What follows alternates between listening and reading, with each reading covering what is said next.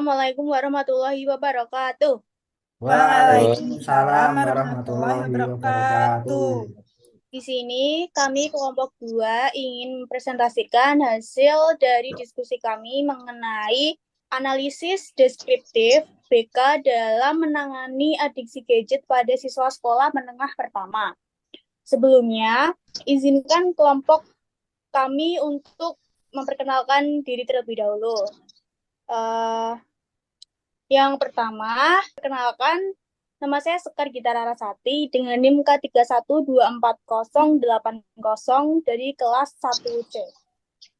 Dan teman-teman saya, Saya Prastika Sukmardana Winata dengan NIM K312473 dari kelas 1C.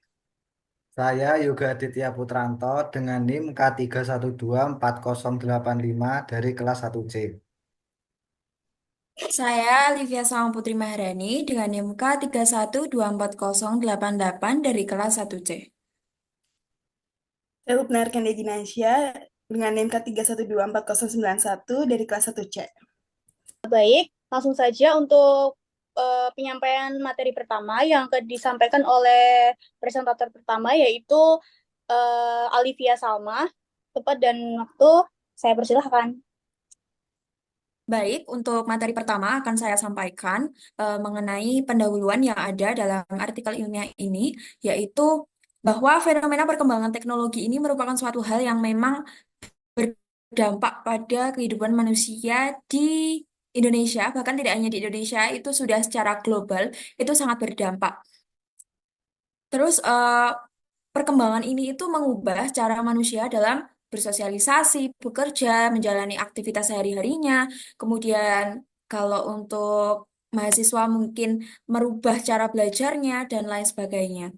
Kemudian adapun salah satu bentuk dari adanya perkembangan teknologi ini merupakan gadget. Nah, gadget ini merupakan salah satu bentuk dari adanya perkembangan teknologi. Gadget itu merupakan ya serangkaian elektronik kecil yang bisa kita gunakan sehari-hari untuk berkomunikasi, mendapatkan informasi, dan lain sebagainya. Nah, adanya perkembangan teknologi ini itu merubah beberapa aspek yang ada, baik kesehatan, pendidikan, maupun teknologi informasi dan lain sebagainya. Nah, untuk pada aspek pendidikan sendiri, perkembangan teknologi ini merubah unsur-unsur yang ada di dalamnya, seperti metode pengajaran, juga metode pembelajarannya. Nah, perkembangan teknologi ini membawa dampak positif dan tentunya juga membawa dampak negatif pada eksistensinya, pada eh, tingkatannya, yang sebenarnya gadget ini itu sudah menjadi bagian yang sangat melekat pada diri manusia, especially buat kalangan anak usia dini, terlebih lagi yang akan kami tinjau mengenai anak pada anak sekolah menengah pertama. Nah, adapun beberapa data yang kami dapatkan bahwa menyebutkan kecanduan gadget ini mulai marak di kalangan anak usia sekolah. Ini ada beberapa data yang kami dapatkan bahwasanya media itu menyebutkan kecanduan gadget ini mulai marak adanya di kalangan anak usia sekolah. Jadi ini sifatnya masih sangat kompleks di kalangan anak usia sekolah. Nah, berdasarkan data BPS sendiri, ada 33,44% anak usia dini itu sudah kecanduan gadget. Kemudian ada di angka 25,5% itu kecanduan gadget pada anak usia 0 sampai 4 tahun. Kemudian ada juga di angka 52,76% untuk anak usia 5 sampai 6 tahun. Nah, adapun survei dari KPAI yang juga menguatkan bahwa 71,3% anak sekolah, usia sekolah itu memiliki gadget sendiri dan menggunakannya dalam waktu yang cukup lama. Nah, selain itu juga 79% anak juga diperbolehkan oleh orang tuanya untuk menggunakan gadget selain untuk belajar. Nah, kita dapat tarik kesimpulan dari adanya data yang kami peroleh bahwa kecanduan gadget pada kalangan anak usia sekolah ini benar-benar menjadi permasalahan yang ada saat ini dan harus kita hadapi saat ini. Fenomena adiksi gadget yang terjadi di kalangan remaja, yaitu anak di jenjang sekolah menengah pertama ini menjadi tantangan tersendiri bagi guru BK. Nah, di sini peran guru BK itu sangat diperlukan untuk apa? Untuk upaya memberikan layanan responsif dan efektif serta tepat sasaran untuk menangani adanya kecanduan gadget di kalangan sekolah menengah pertama ini sendiri. Kemudian, adapun rumusan masalah yang akan kami diskusikan di sini akan kami sampaikan bahwa ada tiga hal yang meliputi eh, perbincangan kita pada malam hari ini. Yang pertama yaitu faktor-faktor penyebab siswa mengalami kecanduan gadget. Kemudian yang kedua ada dampak dari penggunaan gadget pada siswa sekolah menengah pertama itu sendiri. Kemudian yang ketiga ada peran guru BK dalam menangani adiksi gadget pada siswa SMP. Baik, waktu dan tempatnya akan saya persilahkan kepada presenter yang kedua. Baik, sekarang saya akan melanjutkan presentasi yang setelah dilakukan oleh Mbak Alivia, yaitu tentang metode penelitian. Jadi, metode yang kami ambil ini merupakan metode deskripsi kualitatif dengan jenis penelitian riset perpustakaan. Ini disusun dengan cara mengumpulkan informasi atau karya tulis ilmiah yang berhubungan dengan literatur review yang bersifat kepustakaan. Sumbernya merupakan karya tulis ilmiah yang berhubungan erat dengan bagaimana cara guru BK dalam menangani peserta didik yang mengalami kecanduan gadget.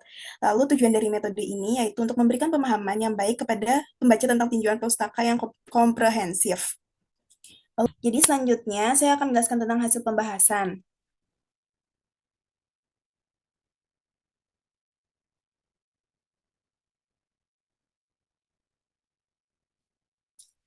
Lalu ada faktor penyebab. Yang pertama yaitu motivasi belajar rendah. Ini dikarenakan adiksi gadget itu berdampak pada motivasi belajar rendah yang menjadi faktor penyebab utama siswa menggunakan gadget secara berlebihan. Lalu ada susahnya keterampilan manajemen waktu. Kurangnya keterampilan manajemen waktu ini dapat menyebabkan siswa menghabiskan waktu terlalu lama untuk bermain gadget. Dan ada kurangnya pengawasan orang tua. Pengawasan orang tua yang kurang dapat menyebabkan siswa menggunakan gadget secara berlebihan tanpa batasan. Selanjutnya akan dijelaskan oleh Mbak Gita Larasati.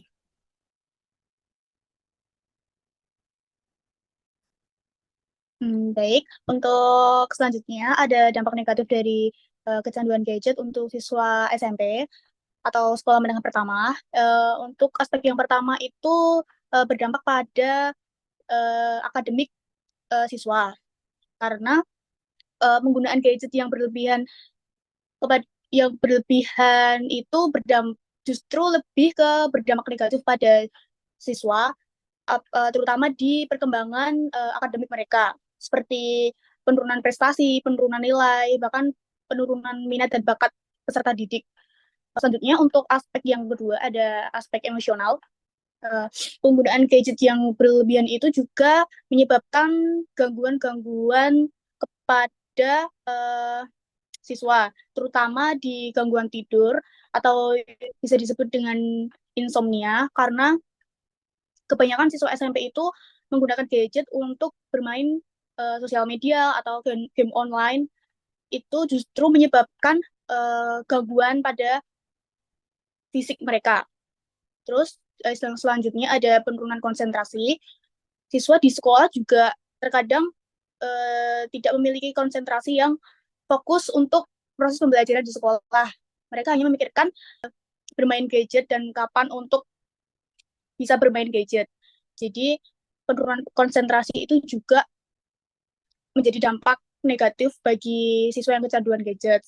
Lalu untuk masalah emosional juga berpengaruh, bahkan lebih ke emosional siswa ini, karena kalau seumpama ada orang tua yang melarang anaknya untuk bermain gadget secara terus-menerus, justru anaknya akan mengalami emosi yang berlebih, seperti memberontak, kayak tidak nurut sama orang tua, semaunya sendiri, kadang bermalas-malasan, terus waktunya habis digunakan untuk bermain gadget, hal yang menurut saya kurang bermanfaat untuk siswa SMP. Terus yang ketiga ada dampak negatif sosial atau interaksi dari siswa SMP, itu juga bisa menyebabkan masalah perilaku mereka di lingkungan sosial, di lingkungan keluarga, di lingkungan sekolah juga. Jadi jadi adiksi gadget ini mempengaruhi interaksi sosial mereka, seperti mereka jarang untuk bercerita dan bermain dengan teman-temannya, lebih memilih asik bermain gadget, bermain game, dan lain sebagainya. Untuk yang selanjutnya, ada slide selanjutnya ada dampak adiksi game online. Yang pertama itu ada gangguan psikis.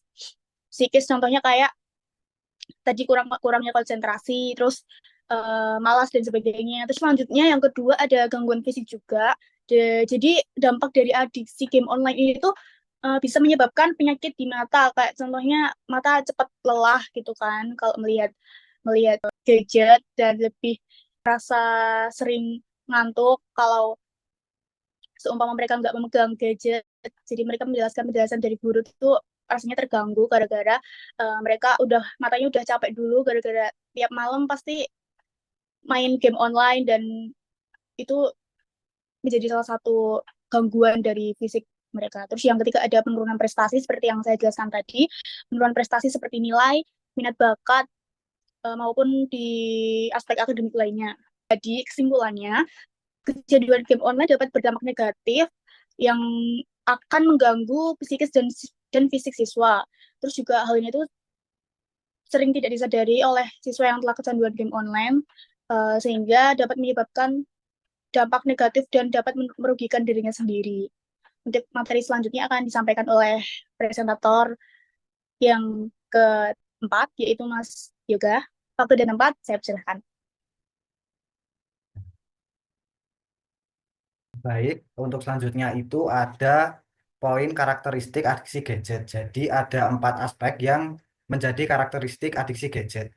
Yang pertama itu meningkatnya waktu untuk bermain. Jadi siswa yang mengalami kecanduan gadget itu lebih cenderung menghabiskan waktunya itu dengan bermain gadget. Lalu yang kedua itu ada eh, melarikan diri dari masalah.